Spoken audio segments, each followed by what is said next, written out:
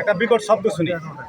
এই বিকট শব্দ শোনার পরে তাৎক্ষণিক আমি আমার চৌকিদারকে বলি যে দেখো তো আশেপাশে কি আশেপাশেই হবে ঘটনাটা। তো তাৎক্ষণিক আমার চৌকিদার এসে বলছে যে এখানে দুজন পড়ে আছে আর কি। তো কার বাড়ি না, তো অমুকের বাড়ি। তো এটা দুলাল আমার মামা হয়, দুলালের ভাই কালামের বাড়িতে এই দুজন লাশ দেখতে পায়। আর কিছু লাশ আরও ছিল, লাশ বলতে আরও জখম, এরাকে তাৎক্ষণিক হাসপাতালে নিয়ে যায়। এটা কিন্তু যাদের আত্মীয় স্বজন এখানকার স্থানীয় তারাকে কিন্তু নিয়ে চলে যায়।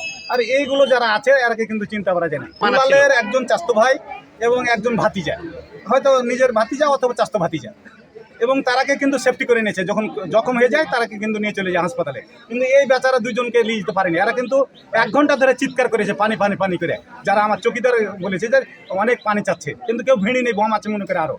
এবং আজকে এখান থেকে যা বম বানাইছে আরও বেশ কিছু জায়গায় পাওয়া যাবে, না হলেও 10-20-30 টাকার বম আছে। এবং একটা বম যদি একটা জায়গাতে বাস্ট হয়, না হলে 500 লোক মারা যাবে, এরকম বমের শব্দ। নির্বাচন পরবর্তীতে সহিংস করার জন্য এটা কিন্তু ভিলেজের এলাকা, ভিলেজের রাজনীতি আছে, তো দমিয়ে দিতে পারলে কাজ, এটাই উদ্দেশ্য নির্বাচন পরবর্তী এটা। ভোরবেলায় 5টা 5:30টার দিকে হবে, কোনো এক সময় এখানে বিকট শব্দ হয়, বোমা বিস্ফোরণের মতো, ককটেল বিস্ফোরণের মতো। আমরা ঘটনাস্থলে সংবাদ পেয়েই পুলিশের পক্ষ থেকে এখানে উপস্থিত হয়েছি। ঘটনাস্থলে দূর থেকে যেটা দেখা যাচ্ছে দুইটা মৃতদেহ পড়ে আছে, এবং 3 জন, আমরা যতটুকু জেনেছি 3 জন হাসপাতালে ভর্তি হয়ে এখন রাজশাহী মেডিকেল কলেজ হাসপাতালে চিকিৎসাধীন।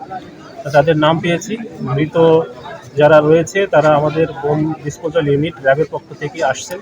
তারা আসার পরে এই ঘটনাস্থল তারা পরীক্ষা করবেন, এবং আরও কোনো আলামত বা অবিস্ফোরিত কিছু আছে কিনা সেটা তারা দেখার পরে এরপরে মৃতদেহ আমরা আমাদের আইনানুগ প্রক্রিয়ায়, যেটা সুরক্ষা করা বা তাদের পরিচয় শনাক্ত করা, এই কাজগুলো আমরা করি। কোনো লাশের কাছে যেতে পারছি না, এবং লাশগুলো অনেকটা মৃত অবস্থায় আছে।